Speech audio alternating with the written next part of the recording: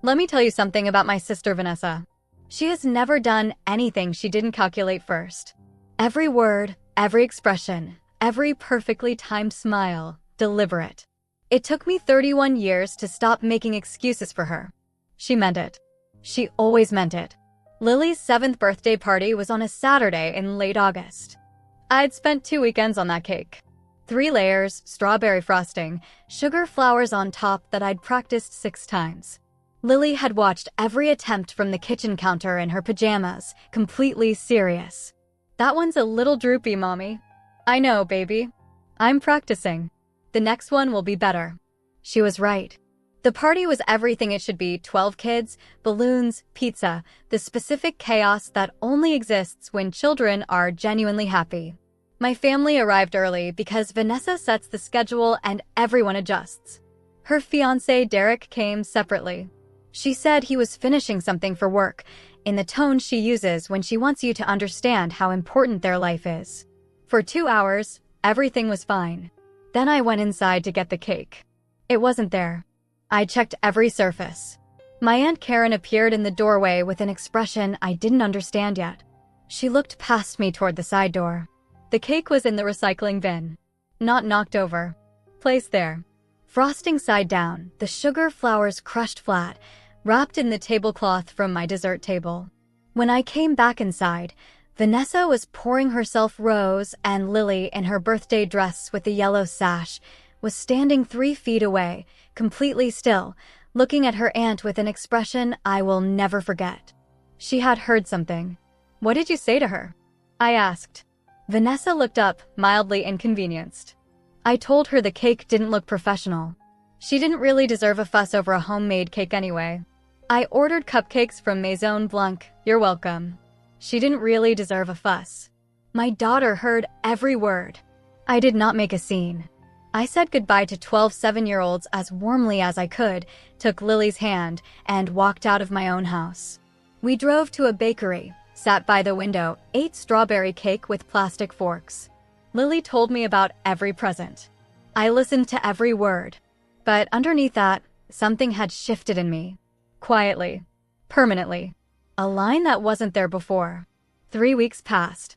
I said nothing. I was paying attention. 8 months earlier, Vanessa had emailed me 12 vendor contracts. Just skim them. Flag anything weird. She never followed up. Never said thank you. 3 weeks after the birthday, after Lily was asleep, I opened that email and read every document twice. The catering agreement had a missing co-signatory execution. The florist contract required written order confirmation 6 weeks before the event, a deadline that had passed 4 days ago. Vanessa had texted me about floral aesthetics the week before, which meant she'd missed it completely. Then I opened the Hargrove estate agreement. My name was on it, not as a reviewer, as a co-financial guarantor on a $24,000 deposit. I hadn't signed this. I hadn't agreed to anything. I went back through the email chain. I compared signature blocks across documents.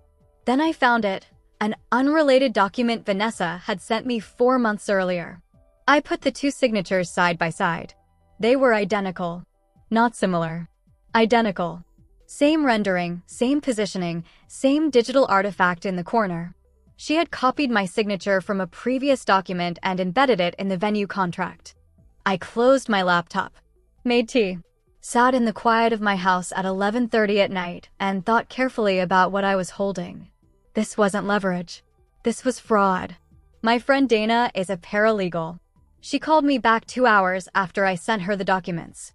"You need an actual attorney," she said immediately. "What you're describing, if it's what it looks like, is signature fraud on a financial instrument. That's not a paralegal conversation." She connected me with Patricia Okafor. 17 years in contracts litigation.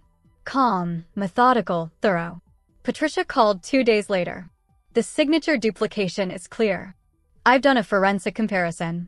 Your sister used your digital signature without authorization. You have standing to formally dispute your guarantorship, and she has significant legal exposure. What are my options?" She walked me through all of them.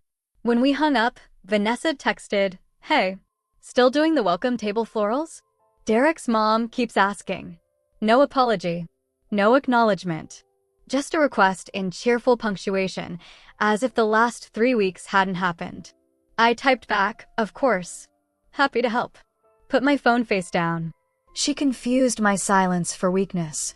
5 weeks before the wedding, Vanessa called asking me to run day of coordination. You have the events background, you know vendors, you're the only person I actually trust with logistics. I'd be honored, I said warmly. She exhaled with relief. I knew you'd come through. You always do. After we hung up, I texted Patricia. She just gave me legitimate contact with every vendor. Patricia responded immediately. Document everything. I documented everything. As day of coordinator, I had professional reasons to call every vendor. The florist confirmed the overdue written confirmation had caused them to release 2/3 of the reserved inventory. The catering company mentioned an outstanding contract execution question their legal team had flagged. Meanwhile, Patricia submitted a formal co-guarantor dispute to Hargrove Estate with the forensic signature comparison attached. The venue's own compliance team had exposure. They'd processed a guarantor without direct verification. They took it very seriously. I also called Derek. He deserved to know what his fiancée had done to secure the wedding he was paying for. I told him exactly what the documents showed. He was quiet for a long time. She told me you volunteered, he said. I was sent contracts to review, I said. I never authorized my signature. When we hung up, 31 days before the wedding, Patricia's filing triggered Hargrove Estate's formal compliance review. That night my phone started ringing. Vanessa. 4 times. Then my mother. Then my aunt. Then cousins I hadn't spoken to in months. I made Lily's breakfast, braided her hair, drove her to school, and watched her run toward her friends across the playground. When I got home, Vanessa's voicemail was waiting. Her voice, stripped of every layer of performance, was something I had genuinely never heard from her before. You need to call me back right now. You were blowing up my entire life. I listened once. I didn't call back. Vanessa didn't fold. She mobilized. Within 48 hours, she had called every family member with her version of events. I know because my aunt, my cousin, and my mother all called me using the exact same words: overreaction, jealousy. She's always resented Vanessa's success, with the consistency of people who'd been briefed. Then she posted on Instagram a soft focus photo of her and Derek at Hargrove Estate. Caption: when people try to take away what you've built, you remember why you built it. Grateful for real love and real loyalty. 22 family members liked it within the hour. I screenshotted it, forwarded it to Patricia, and made coffee. She was good at this. She had always been good at this. But here was what Vanessa didn't understand. She had been running her version of events for 31 years, and I had never had documentation.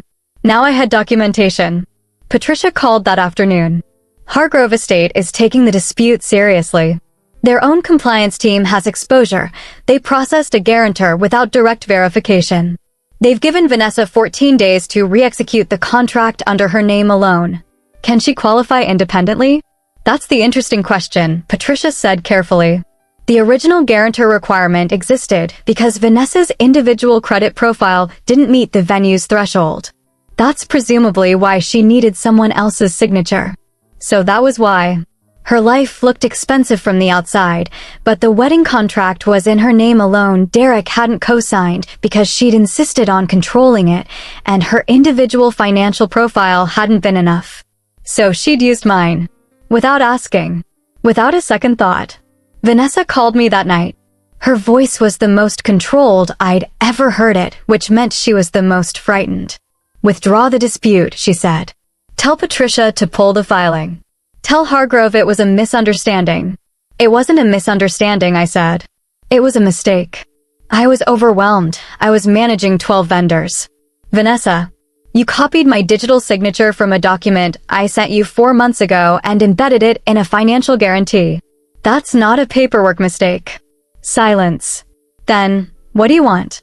An apology? Fine, I'm sorry. I'm sorry about the cake. I'm sorry about Lily. Is that what this is?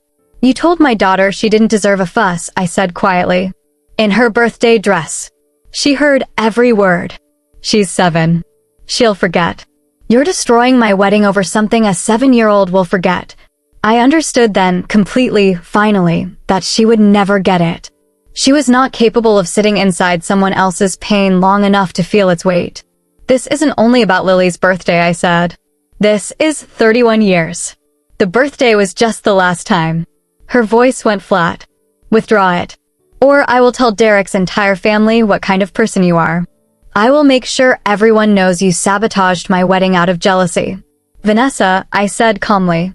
Before you do that, think carefully about what happens when Derek's family starts asking questions and the documents are already on record. Silence. Good night, I said, and hung up. She did exactly what she'd threatened. She called Derek's mother Ellen with a version of events where I was jealous and controlling and had inserted myself into the wedding finances maliciously. Ellen Marsh is a retired school principal. She called me expecting to find the monster Vanessa had described. She did not find that. I told her what I'd told Derek. Methodically, without drama. The signature. The forensic comparison. Patricia's filing. I offered to forward everything. Ellen was quiet for a long moment. Does Derek know all of this? I told him 2 weeks ago, I said. I found out later she called Derek immediately after. Derek told his mother the truth, that he had confronted Vanessa, that she had eventually admitted to using my signature because she was stressed and hadn't thought it would matter. Ellen, by all accounts, had a lot of thoughts about that. 17 days before the wedding, Vanessa failed to requalify for Hargrove Estate independently. The venue voided the contract, retained $7,200 as a cancellation fee, and returned the remainder as a disputed credit note. The catering contract issue surfaced during the scramble and cost another $3,400 to renegotiate. The emergency replacement, a hotel ballroom 40 minutes in the wrong direction, ran $12,000 over budget. The florist, without the overdue written confirmation, had released 2/3 of the reserved inventory. Total additional damage, over $22,000. And counting while Patricia's deposit dispute continued. She got married in a hotel ballroom. Fine. Not Hargrove. Not the 8 months of Instagram posts. Fine. The part that mattered most happened the night before. Derek's parents hosted the rehearsal dinner. Ellen called me 2 days before and said I didn't have to come, but that there were people in that room who deserved to hear the truth, and so did I. I wore a dark green dress. I arrived alone. I was completely calm. When I walked in, the room shifted. Vanessa was near the fireplace with champagne. When she saw me, something moved across her face she didn't hide fast enough. Not just surprise. Fear. My mother grabbed my arm in the hallway. What are you doing here? Ellen invited me, I said simply, and walked in. I got a drink. I made conversation. I was perfectly normal while Vanessa spent 45 minutes carefully not looking at me, which, for a woman who controls every room she enters, was the loudest thing I'd ever seen her do.